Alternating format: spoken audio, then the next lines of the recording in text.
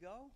Okay, welcome. Good afternoon to Mid-Michigan College, and I'm going to have some conversation today about criminal justice, amongst other things, law enforcement and policing, and discerning between those. I'm Chris Pellerito with MID. Happy to have you here. Thank you for even the consideration of making that big commitment about criminal justice. Teachers, thanks for doing what you do, and thank you for being bringing your classes to be part of this as well and joining us. Had a wonderful conversation this morning and expect to do so again fully.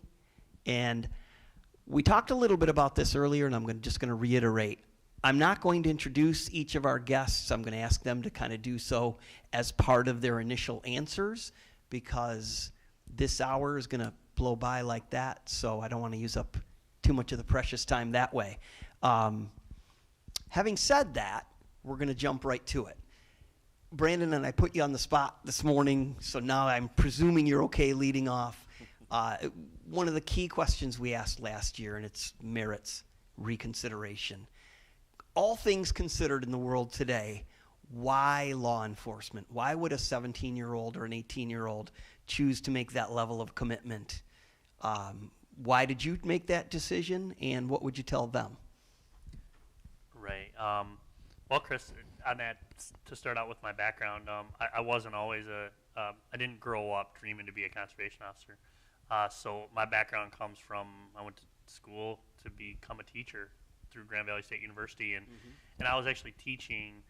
I did work by summers with the Department of Natural Resources at a state park. So, I mean, I had some DNR experience, and I watched their park rangers do some minor like administrative enforcement and small law enforcement type things. But I didn't know that I had a calling to be a law enforcement officer until September 11th, 2001. And I was teaching in a classroom in Muskegon, where I grew up, and when September 11th, 2001, when the towers were hit by the planes. And I remember the look on the kids' faces in the class.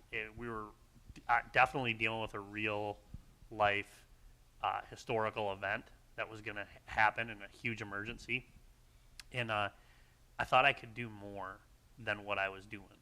And I decided to become a part-time firefighter. I decided to work a little bit more for the Department of Natural Resources, eventually went into career and did some general policing as a city police officer and a deputy sheriff, and then with the Department of Natural Resources as well. So that was my experience, and I think it was something that it took that event to tell me that maybe I had a different plan in life that I should have recognized before that. The great thing that I mentioned before was these 17 and 18-year-olds are making that decision now. They're learning early on in life what they want to do, and I bet you they have the same feeling inside them that it's a calling for them. And public service is something that not everybody can do because we're not getting rich, right? Mm-hmm. It's not one of those things we're going to make a ton of money on.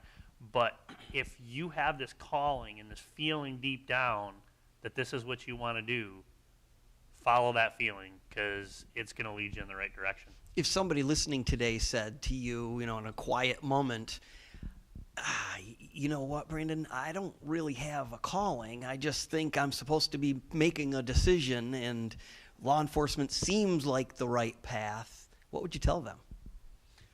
I would say explore that path. Explore the path that you think is your right path.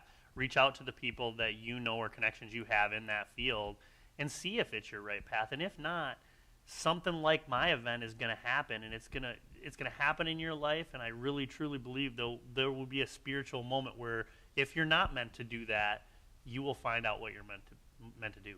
Spiritual moment. Yeah, I truly believe that things happen for a reason, and that deep down, you inevitably have that calling, I guess, whether it be for law enforcement or something else. Mm-hmm. Karen, why CJ? Well, My path in CJ is different than the two gentlemen sitting up here. You see, you were dressed a little bit differently. I am a lawyer and got involved in the criminal justice side of the law as being a former prosecutor, former defense attorney, and having taught in this area for many, many years, since going back to about 2001. So why CJ for me? And I do consider myself part of this community, even though I'm not a member of law enforcement, because there's other areas, other things you can be doing in CJ. You can be a lawyer, you can be a probation officer, you can be a counselor. There's a list of other things that you can have an interest in a calling, as has been said, but called to serve in a different way. It is still public service. It is still looking at society and saying, you know what, we're doing a pretty good job, but I want to be part of making things a little bit better in my own way. So again, if holding the gun and running, necessarily directly toward bad people is not what you want to do, there is still a place in this arena for you. So ask questions. I absolutely agree with what Brandon said. You ask where you're surrounded by people who are in this area or wherever you want to be, ask questions of them. Academics and that type of learning is absolutely incredible and wonderful, but ask somebody who's really working in that area, what's it really mean to do this? Job shadow, whatever you can do to get that information. And I speak for myself, I absolutely love answering those questions for students. And unfortunately, or not even unfortunately, fortunately, we learn early on that maybe this isn't the path. But it doesn't mean there's no path. We just look for another one, a better fit. So ask the questions, continue to ask the questions, and continue to explore whatever makes you happy. Josh, why CJ?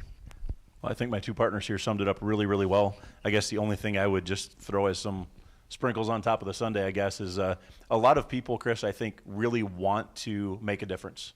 They want to feel like what they're pouring themselves into is going to make a difference. And whatever arena within the criminal justice field and policing field you pick, at the end of the day, it may be another call or another day for you. But for that person you helped, that may be the most traumatic experience they'll ever have in their life. And you were able to bring peace to that. You were able to get them through it. So being part of something that makes a difference, and also I think most of us want to be part of something that's bigger than ourselves. And so when I go to work every day, I get to be part of a family. And it includes all those people she mentioned, from dispatchers, firefighters, EMS, the conservation officers, prosecutors. And so those two things, I think, just add a little bit to it as well. It's bigger than me. It may be all on me, but it's not about me. Mm-hmm. And it gives us a chance to make a difference. Mm-hmm. Real quick, just introduce yourself, your role, your background. Sure. It's nice to meet you guys. My name is Josh. I'm the post commander for the state police post in Mount Pleasant here. I've got about 24 years of law enforcement, and I have my wife and 3 kids, grew up right here, and I'm proud that my son actually wears a uniform that matches his. So, okay, I didn't ask you this question this morning, so I'm kind of keenly interested in the organic response. And I don't usually use the word organic, but Denzel Washington, very accomplished actor, has been around the block a time or two as well. Denzel was talking about his career and people asking him questions, and it rung true to me because I know, I see it. And I'm not knocking 17, 18-year-olds, but frequently the questions are asked like, what's the shortcut? What's the quick, simplest, easiest route? Denzel Washington, I'll never forget this, his response, he looked right at the camera and he said, I tell people, you want to do what I do what I've done. So can you speak to that just for a minute? I mean, there's probably a lot, or at least a few that are listening right now thinking, I want to be a CO. And I know as soon as I'm done with high school, I'm going to be a CO, etc. How would you respond to those students? I think I'd probably start out by saying not everybody takes the same path, though. My experiences might not be your experiences, and if I said do what I've done, everybody would go become a teacher and then shift their way over, right? So there are some people that just have that work ethic and that knowledge and that calling earlier that clicked to them. Now, does it take a certain type of person to be in policing or go into a career in law enforcement? Absolutely.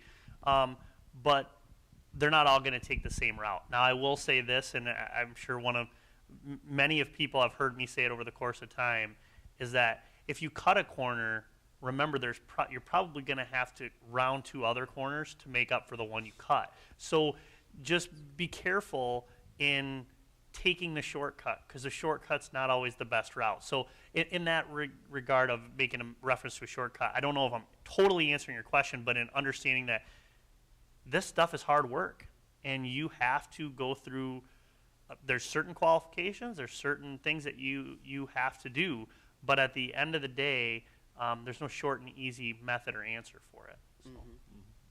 What else? I think it's important to remember when you choose a service role, Chris, you're not shortcutting just yourself.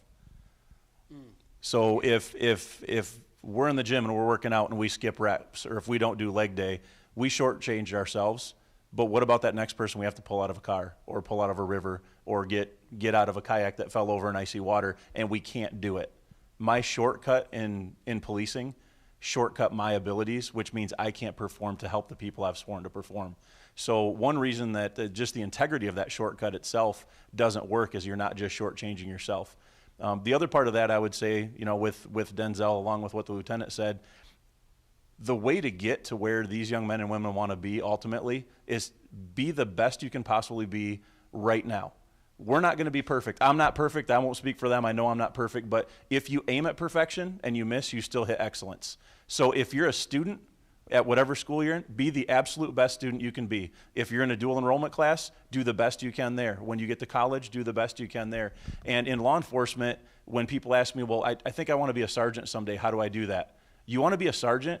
You be the best trooper you can possibly be, grow all of those capabilities, and then perform as a trooper to a higher level than is expected. Then when I need a sergeant, I go, that's my guy or that's my gal that I want. And then when you're a sergeant, you do that and you establish that skill set where you're at and you become excellent at that. Then you know what? I think I want you to be a second lieutenant. There are no shortcuts. In the business world, you can start a little startup company. 2 years later, you can be a multimillionaire and say, I'm a CEO. But I guarantee if people are deciding who they want to work for, they'll work for the guy that started working on the floor and then worked as a manager and then worked as a store manager and then was a regional manager and eventually became the CEO, because that man or woman, they understand each level, how to take care of people at each level, and their decision making will be a lot more sound. So I would say, well, you guys love videos. Google Jocko Willink, There Must Be Discipline. It's a 6-minute video, and it's all quotes set to music, and it's basically just Jocko Willink saying, if you want the shortcut, you won't find it here. If you want the easy way, you won't find it here. And it's just saying over and over again, you got to be disciplined, Chris. Got to be disciplined. Awesome. I didn't ask that question yet, though, about, which video you're going to recommend. But it's okay. I'm just kidding. Jocko Willink, say it again? There must be discipline. There must be discipline. Cool. What do you want to add? Just to add quickly to that, there is no replacement for what you learn from learning from others. Again, in the classroom and through school. Please say that again. That's so good. I should have wrote it down. No, there is no. There is no substitute, or there's nothing better than what you're learning from others. From learning from others. And again, classroom learning, book learning, absolutely critical to understanding the basics. But then you need to take that extra step of being in the field, and there is no replacement for whether it's job shadowing or learning from your superior officers. And my husband runs a business, and he has this saying when he brings someone new in, and they'll be complaining, I don't want to ride this route, I don't want to do this. And he'll say, I will never ask you to do something that I myself haven't done. And what that means is what we see, in the structure of law enforcement, that all the roles are important, but I'm not just up here saying do this. I've been there, I've done that. I've worked my way up and learned from other people, and being part of that team, I think, is very important. Good. Okay. You are granted the magical ability, and we talked about this morning. If questions sound like they're coming out of left field, consider the source. You're granted the magical ability of meeting each academy grad, each new young lady, young man to policing. you can equip them with one thing on their utility belt. And that one thing, like I said earlier, it could be strong conviction or principles or a credo to live by and always carry as part of it. What would you choose? What would you give them? I think they're kind of looking at you like because you knocked it out of the park this morning with that answer. Yeah, I did. I said this morning, and I stand by this answer. It's communication. It's words and the ability to communicate to people where they're at. Not to, I know these big words, so I'm going to talk above you and not understand. To understand when you're communicating to someone in the public where they're at, being able to communicate with them, very good at de-escalation, very good at just that proper presence of what policing is about. So I think, again, we can talk about shooting, being efficient on the range and these other things, but being able to communicate to people, I think, is the real critical skill that they should have. I think I followed that up this morning with saying exactly what you said. She hit it out of the park with that answer. Communication is the answer. That's why she's here. Yeah, exactly. And that's why she doesn't need anything like this on her belt. So you don't need to be the best shot. You don't need to be the toughest guy in the room, because the true problem solvers solve them through communication. That's how they solve them. And I think the only thing I added this morning was patience. Just be patient, because you're going to run into situations in law enforcement that maybe you've never seen before or you haven't experienced. And it's crucial that you have patience to stay calm and use your communication skills to get through those scenarios. You guys both crushed it. And at lunch, we were kind of talking about something that spins off of that, I think, that we didn't talk about earlier today, and that's morale. High morale. And I've worked with Lieutenant Keefe up north, and I know his guys. I know their morale. And there's intentional communication. And part of the reason that morale is high on his team is because there's clear communication coming down, and there's open and clear communication coming up and sideways. In all directions, we openly communicate. What's the plan? How are we going to carry out the plan? Do you need anything? Does anyone have questions? You can ask me the question. You're not questioning my authority. You just want to know, how are we going to do this? You may or may not agree, but at least we all know the plan. And so I think communication lends itself to high morale within the team, whether you're a new police officer or whether you end up being a chief someday. The other part about communication I think is vital that we do hit on. People think that communication is talking. Communication is active listening, because so many people, they wait and they want to throw their 2 cents in. And if the young men and women here learn that you have to listen before you diagnose and you have to diagnose before you prescribe, if you can communicate by listening, diagnosing what's really going on, then prescribing, you will find that you're not speaking out of turn and you're speaking more authentically into what's really going on. Great answer. That's got to be challenging, though, to become a better communicator, to become just a better listener in general. It's not something that we naturally come by. Few people just walk into life being really good listeners. And even patience. That's not easy. So how do you do it?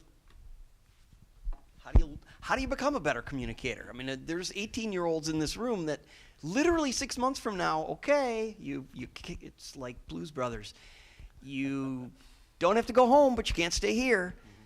I would say experiences is a big thing, and I'll give a basic experience, and I know Lieutenant Lader's gonna laugh because I think probably everybody's heard this, but naturally when you're in the field and somebody starts to get angry and upset with you, I think our natural tendency is to want to raise our voice to the same level, right? Yeah, that's human nature. But veteran officers will tell you, talk quieter.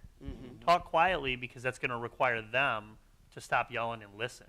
And veteran officers teach you those things for a reason, right? Because that's going to de-escalate that situation back down to a normal tone so that you can handle it and carry through.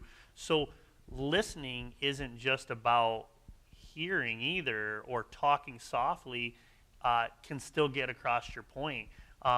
And so I don't think at the end of the day, it's a skilled trait that is also learned, or not taught as much as it is experienced and learned. So. I want you to expound on something just for a minute. If we had a group of 200 in here, probably many of them wouldn't immediately recognize the fact that prosecuting attorney, defense attorney, clerk of the court, the judge, of course, the dispatcher, the secretaries, there are so many roles within criminal justice, but probably many would not recognize that, well, does that prosecuting attorney really help keep the peace? Does that prosecuting attorney really help, serve and protect? Can you talk about that just briefly? I can. Actually, if we look at what the role of the prosecutor is, the prosecutor's role is not to put somebody in jail or to win the case. The prosecutor's role is to do justice and to find justice where it is. The police officer's role is not to make an arrest. The police officer's role is to find, if there's a law being broken, to find probable cause to effectuate the arrest, if that's what the law says, to follow and enforce, and I know to police the law, but at that point it is to enforce the laws. So when we look at all of the people involved in the criminal justice system, and that's what we refer to it as, because it's not one role, it's not just one lane. The system has a lot of moving parts, and if everyone in that system does their job ethically, morally, honestly, and to the best of their abilities, the system works. Our Constitution is based on the protections given to us as citizens, as law-abiding citizens, and so we come into this system with that presumption and with these rules, and if one person falls off tilt in that and works outside of that, the system is broken and it doesn't work. And so I do consider it a team. Even when I was doing defense work, I never considered any member of law enforcement my enemy. They're part of the team. They have a role to play, and we recognize that. And again, we do our jobs, and it may mean, a testifying confrontation. The American criminal justice system is a confrontational system, but it doesn't mean going outside of the boundaries of ethics, honesty, and professionalism. So there's a lot of other careers, but we all need to remember that we're part of that system. In order for it to work properly, we need to do it properly. Okay. Most of you, if you've paid any attention to the news in the past week, you'd note that 10 years ago, Trayvon Martin was shot down in Florida. It was Florida, right? Yeah. Here's the question. How has law enforcement changed in the past decade? Does it need to change further? Anybody?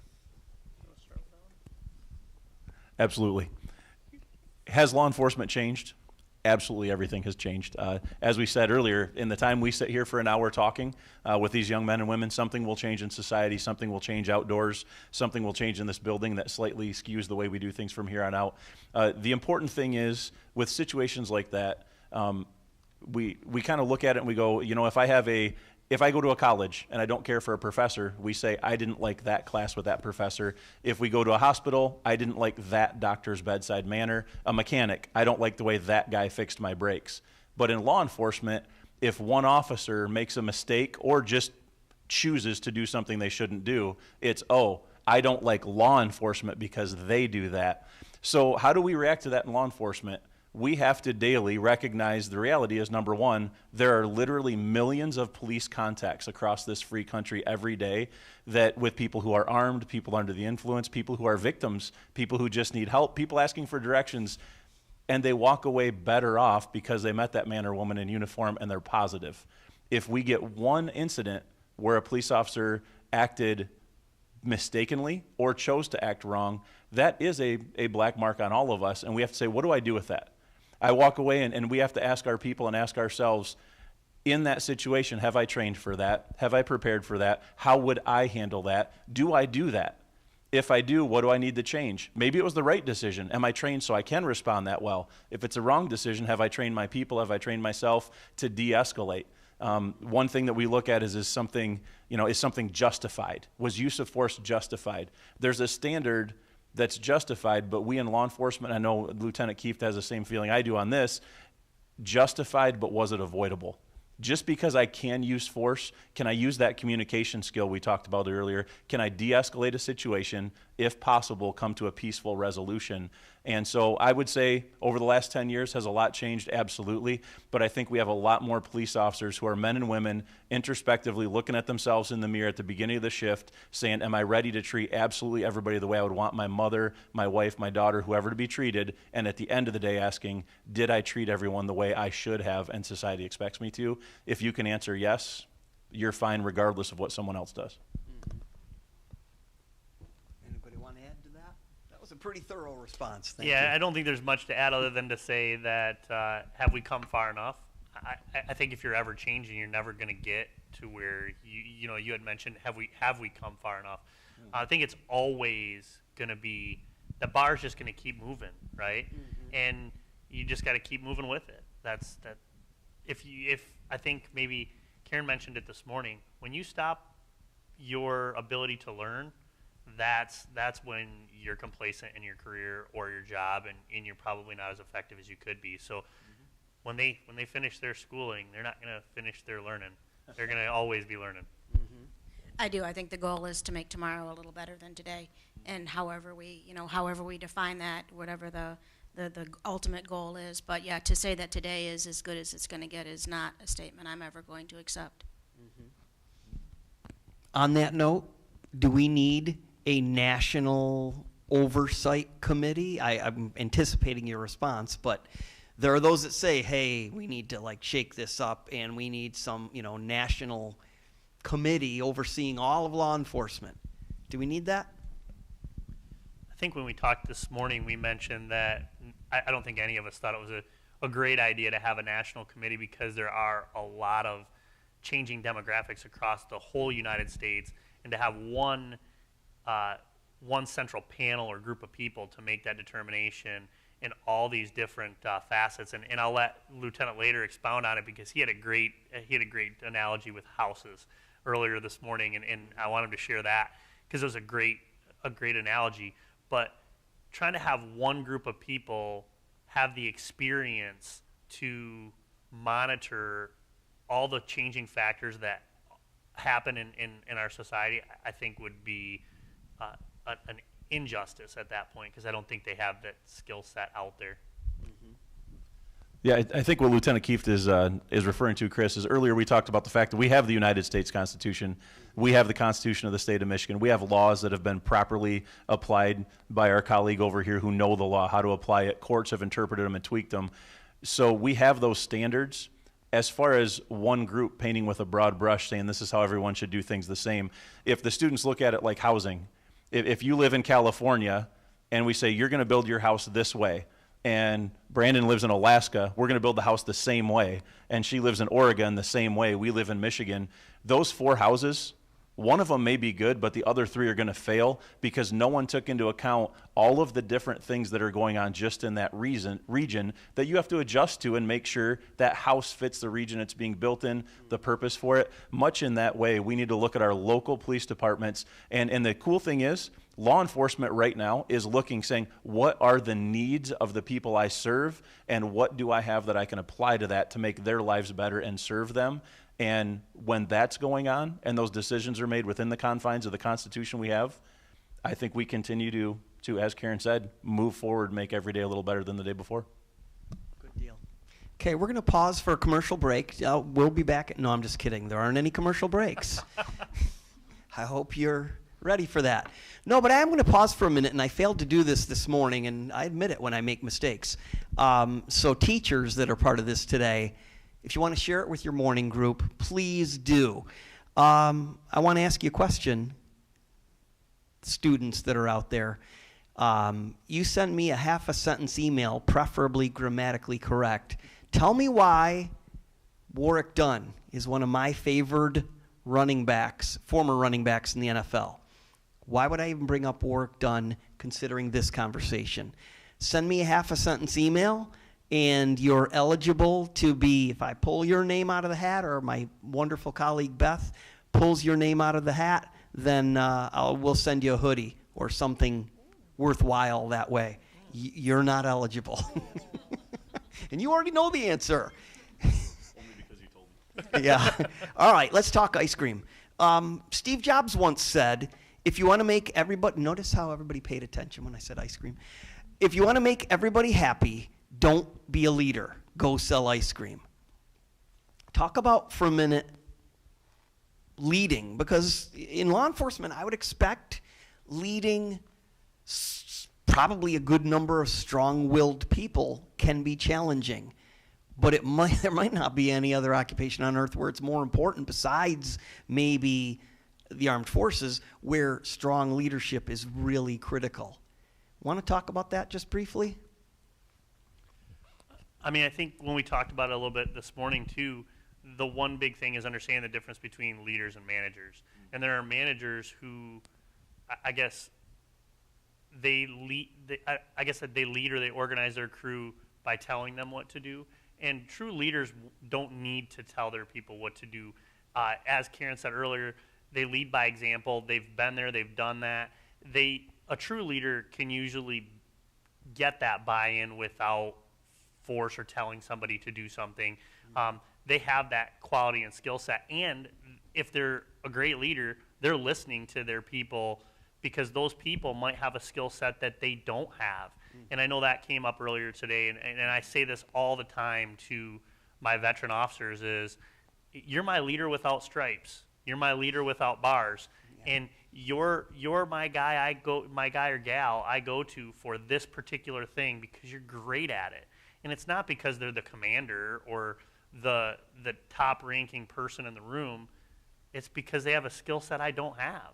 And so I guess at the end of the day, to me, leaders, it's not an easy job, and you can do it at any level, but you're not always going to make everybody happy. So yeah, it's not like selling ice cream, but at the same time, it is very rewarding. And to know that you can affect the changes that are necessary to keep morale high and those people moving in the right direction, it's a rewarding thing. And I love my job for that reason. I think you covered almost everything. that was outstanding. The addition to that I would just throw in there as a caveat is, there used to be this idea that leadership is getting other people to do what you want. And I think it's important that what you're going to hear from this panel and from, I know your philosophy on leadership, Chris, is true leadership and servant leadership is getting your team of people to do what you need them to do, and in the end result, the task is done, but they're better for it, and there's an increase in trust. So even if it's not a task any of you wanted to do, no one wants to muck a stall if you've had horses, but if I say, hey, I've done it, you're going to do it, we're all going to be better off. If you can get your team to do what needs to be done and they're better off for it and you increase trust, then you're leading in the right direction. Who'd have thought we'd be referencing mucking stalls at this conversation, within this conversation? You mentioned this morning, and I want to slow down and reiterate too, there are probably a small percentage of students listening that were the team captain, or they were the first chair in the orchestra, or they were the lead of the debate team, etc. The other 85%, you mentioned something along the lines this morning that it's there. You have the opportunity to lead as well, right?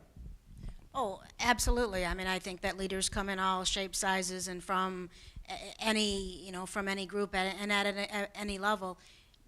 You're the first chair of the horn section until I wasn't in the band. Sorry. Okay. But if you're the only one who shows up, you're not effective. So not everyone wants to be a leader, and that's okay, because there's other roles, and not everyone is a leader of everything. And so as Brandon said, here's the commander, but a situation comes up and the commander says, I've not dealt with that before, but I have a member of my team who is excellent in that area. At that point, situational leadership, you're in charge of this. And so you don't need to be the leader of everything to be effective, to know who in your team is strong, and to be able to delegate that leadership at the given time, I think is very important. But if leadership, and again, at 17, I don't know that I was saying I'm going to go out and lead anything, but I knew what I wanted to do, and to get involved and to see it And at some point, if you ask yourself, do I have a skill that would make this situation better? Step up and lead and show that. If your skill is to be part of the team, to be part of the solution, continue to do that. Do you know amongst your team who wants to lead? How do you know? I would say absolutely. Playing off of what she said, I would say that everybody has the ability to lead at their level. You know, the young men and women on the other side of that camera, I would never tell them they're leaders of tomorrow. I think they're leaders right now. And because of what she said, you can lead somewhere right now. Now, I have a gentleman who's a trooper for me, 27 years. He could have retired 2 years ago. He's a trooper. He did not want to be a sergeant. He did not want to be a lieutenant. He was going to retire. And I literally went to him and I said, we need you. You're good for morale. You have history here. The guys love you. You're knowledgeable. Would you stay around and be that leader from within the team? And he said, yeah, I'd love to be valued that way. And he's here. I have other people who they're good leaders as troopers, and I have one that wants to be a sergeant, and he's taken those steps. He's proven himself as a trooper. He's taken extra training. He said, if a sergeant's on vacation, I'll be the acting sergeant. If you have a detail you need assigned to me. The reason I know he's ready to lead, though, is because this very week, Chris, there was an opportunity for him to be an acting sergeant role. He could have stepped up into a leadership role, knowing there's a promotion coming, and said, hey, look at me, I'm the guy. He came to my office, and he said, I'm not going to ask to be the acting sergeant. Please don't think that's me saying I don't want to be a sergeant. There's another trooper who I know asked last time, and I got it. He's never done it. I think it would be better for him to do it. In that humility, he showed me that in passing on that leadership chance, he was truly showing that he is a leader and that he's one of my top-notch guys to be a next leader. So if you're watching your people, you see leadership potential from the guy fresh out of the academy and the guy with 27 years in or gal, and then they prove themselves to you, and you feed into them, you build into them, you invest in them, and you'd be amazed. The statistics coming out of recruit school may rank people, but in the first year or two, character, integrity, and work ethic shows their true leadership potential. I think the one thing just thought. Did I lose it? Did I lose it? I think you lost it. But we got you. All right. The one thing I would add to that is, I think I know who my next leaders are. However, they're not always so outspoken, right? And that's kind of what Lieutenant Lader was also mentioning is I got to see this actually a year or so ago during firearm deer season patrol I was out on. Is one of my veteran officers was working with another conservation officer, and my veteran officer could have solved this case hands down probably quicker with his experience and expertise in this field than my younger officer. But he knew it was my younger officer's experience. He had the initial complaint. He let him carry it through. He stood back quietly and only assisted when he needed to, and let that officer work through it and ultimately shine. It wasn't about the numbers. It wasn't about the arrest or the investigation.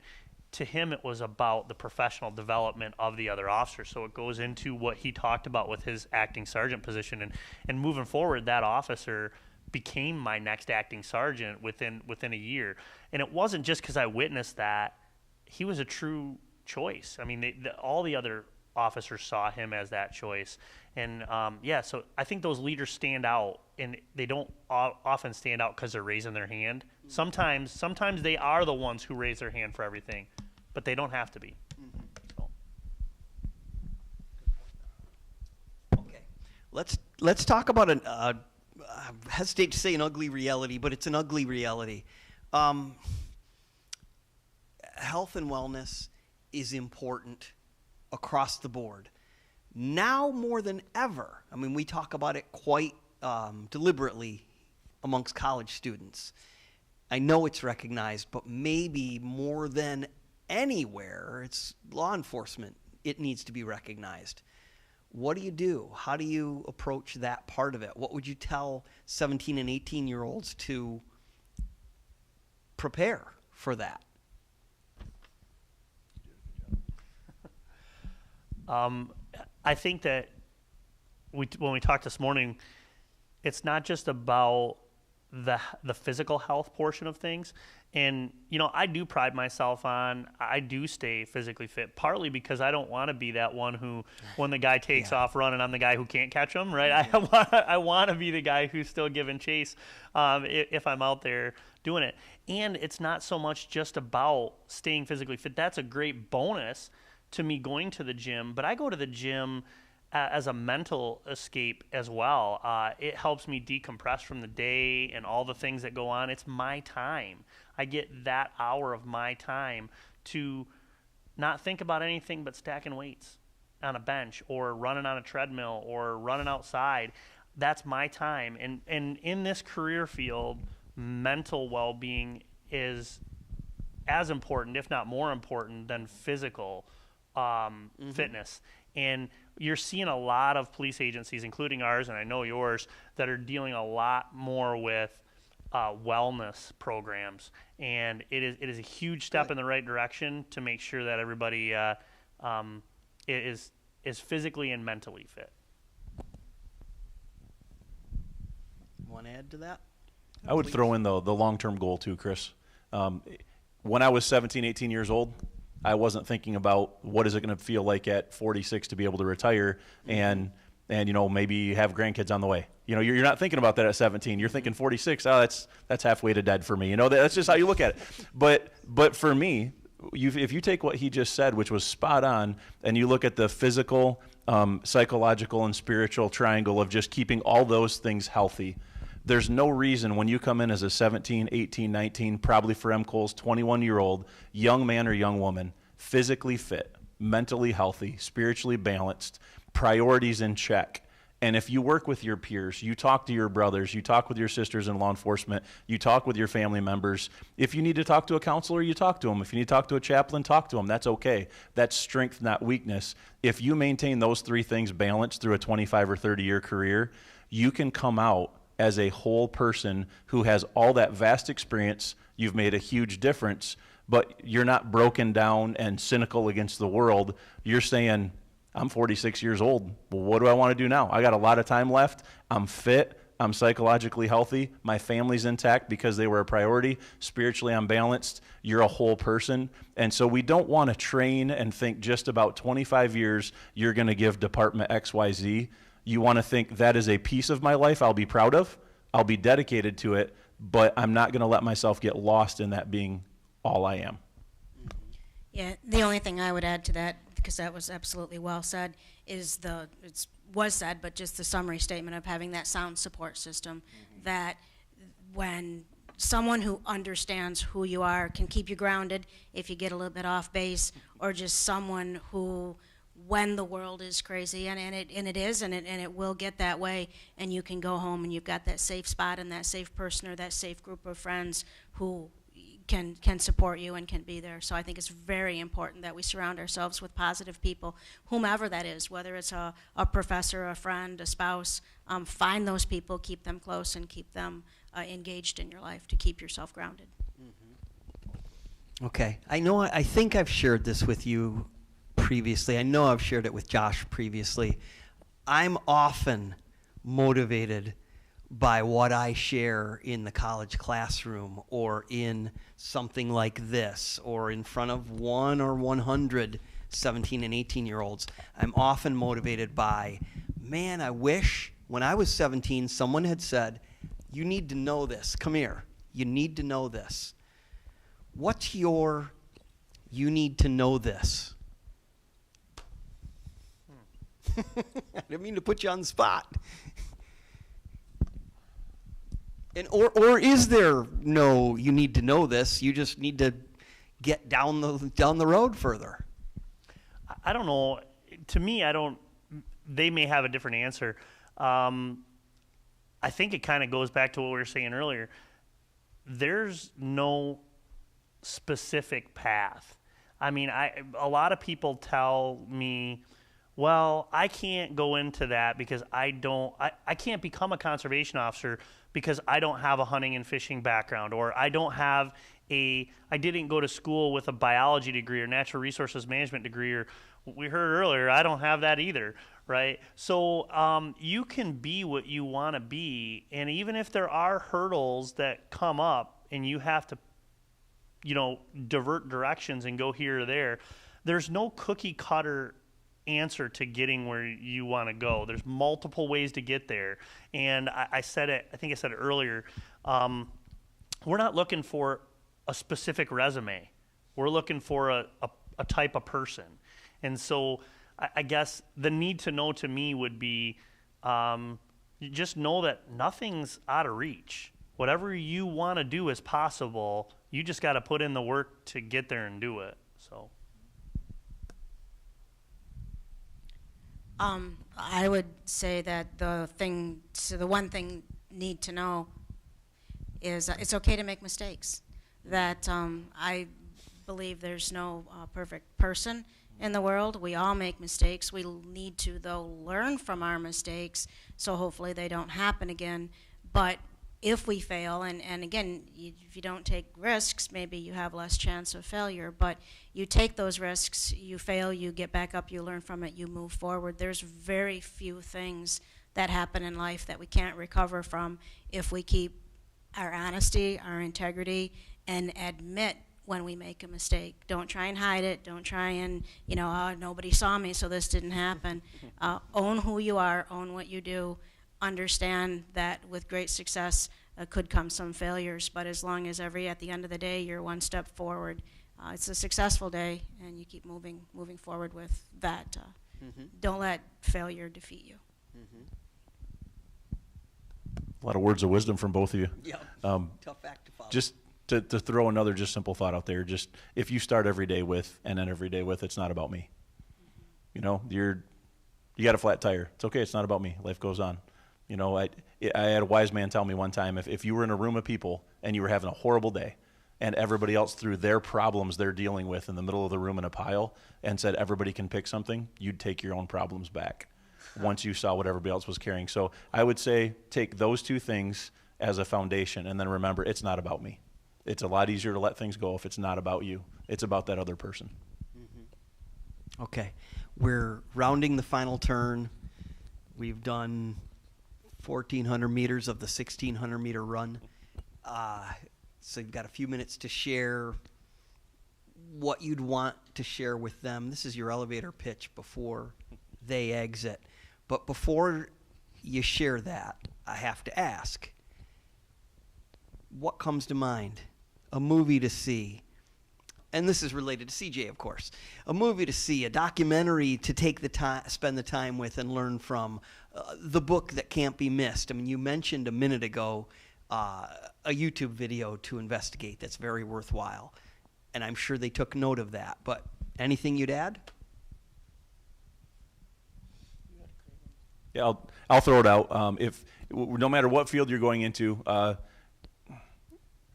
Jocko Willink, and I beat that drum a lot, but he has a book that's called Leadership, Strategy, and Tactics. And that is a book no matter what field you go into. If you want to know how to be a leader, there are some really good insights in there. It's a quick read. It's good. And then Simon Sinek's The Infinite Game. Just looking at, am I just trying to get that A in this class? Am I trying to get most points on the board this game? Or am I living my life in a way that 20 years from now, this place will be better because of the legacy I invested in? I didn't have a specific book or anything this morning, but the one thing that I guess I can say is that as you're reading through these things, I mean, I'm not as much of I've read a lot of leadership material, but there's that material that jumps out at you, and it just makes you want to continue and keep reading. And then there's that stuff that's written like a textbook. And I mean, I'll just say that if you're not enjoying reading it, it might not be your book. So make sure that you have something that's keeping your attention and moving you forward. So I don't have a specific one in mind, but just say there's a lot of great books out there, and there's a lot of great leaders. Diversify yourself and read a bunch of them. But if you start reading into one and it's not piquing your interest, switch books. Lieutenant Keefe, you just gave an out to about 200 17 and 18-year-olds. They're going to be pushing textbooks away right and left. Well, that Keefe guy said I didn't have to read it if it doesn't. I'm just kidding. Yeah, exactly. That's what I said. But I'm not their teacher. Anything? Oh, read your textbooks because they are important. No, and really, a textbook will give you the foundational knowledge of what you need, but then when you go out from that and read for enjoyment or read what you want, absolutely read a bunch of different things. But when you read it, ask yourself, does it sound like it's the truth? Is it too good to be true? Are they trying to make your own determinations from what you're reading? So again, you read something and it says, tomorrow it's going to be 80 in Michigan. Don't go out on Facebook and post tomorrow it's going to be 80 in Michigan, because that might not be true. Come at anything that you're reading with that critical mind, with that analysis of, does this make sense? And in it, very well, this is Michigan. It could be 80 tomorrow. But verify what you're reading so that when you do, and I don't know about y'all, but when I read something, I like to talk about it. Hey, I read this really good book. I read this really good article. That what you're saying, you're not now we have 100 people that think it's going to be 80 tomorrow, and it's not. So validate, verify, so that when you do relay it, it's from an intellectual standpoint. Validate and verify. Okay, we have had a wonderful ride on this elevator, and these folks have gotten to their floor. They're about to step off, last chance. They're smart enough to recognize, I'm getting off the elevator. I might pick up one more important detail from this person I rode with. Last chance, what would you share? I think I would probably share that you have your whole life ahead of you at 17 and 18 years old. If this is your calling, then we welcome you, but make sure you're picking something that you're going to enjoy. And I know my guys say this, man, I can't believe they pay me to go to work today. I can't believe they pay me to do this job. Pick something you're going to enjoy for that career, because the time is good. If you enjoy it, the time is going to fly by, and you want to not only be making a difference every day, but enjoying the difference that you're making. And so that's I guess my thing is, never stop learning, keep moving forward, and make sure that you're doing something that you enjoy. I will tell these young men and women what I tell my new Cubs coming out of recruit school. Number one, exercise your authority with grace. Yeah. Just because you can take enforcement action doesn't mean you have to.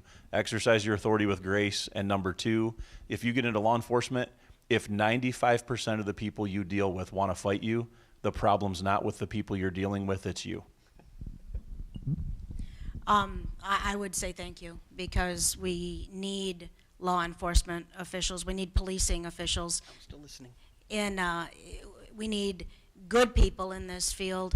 And again, we see that I'm not armed. I'm not a, oh, you get this thing. And so I thank you for wanting to be in this profession. If you watch what is sometimes focused on the media, I know some people have said, why would I want to enter that field? Because it's all this negativity. It's not. That's through one person's lens, or one group's lens that we're seeing that. But even if that was the case, that's more of a reason to get good people into this profession, to continue the professionalism that we see, to continue to elevate the profession, and to be, again, part of the solution, part of that. If you're called to do this, do it to the best of your ability. Be very proud of what you're doing. Know that you're joining organizations that have a long history of service, of very positive service, and you want to get out there and show us all that, and again, be part of the wonderful organizations these gentlemen run. So I do thank you for wanting to serve and protecting those of us who don't want to be out on the front line. This is good. Okay. Interestingly, about 25 years ago, two of the most highly regarded, highest esteemed professions were, do you know, college professor and police officer. Interestingly, those professions are nowhere near the top as far as being looked at with great esteem. Part of that, of course, we're not here talking about college professors as a profession, but part of that, I'm sure, has to do with recognizing what those folks do when they serve and protect. Gladwin Soccer, I give them a ton of credit. They recognize it, and they recognize them. Okay? So yes, Muskegon football, I'm calling you out. And Bay City Western Soccer, make a day and dedicate it to first responders, et cetera, et cetera. Okay? Ithaca softball, Roscommon wrestling, et cetera. All right. We're going to be back here on March 16th. Actually, I'll be on the Harrison campus with Dr. Zambo, who is a criminal, blanking right now. He is with the Michigan State Police. He's a criminal profiler, and he's the acting director of the Office of Behavioral Sciences for the state of police in Michigan. Wow. Pretty good. Not as good as you guys, but pretty good. He'll be with us, so we welcome you to join us for that. Technically, we've got a couple of groups that are going to join us live, with Dr. Zambo, but you're welcome to join us via MID's YouTube channel as you're doing today. And then March 24th, we will be back here for a round table, and I'm not going to give you too much detail, but just trust me, it's going to be a special one and a very deliberate group that I'm going to bring to the table that I don't know that you've considered that perspective, but we will. So once more, thank you, students, for even considering making this great, great commitment. And take some time before you go and in a polite and respectful way, thank your teacher. Likely they've got a criminal justice background, so thank them for that, what they've done in their previous careers, and thank them for what they're currently doing. Okay. Been a pleasure, and I'll leave it at that.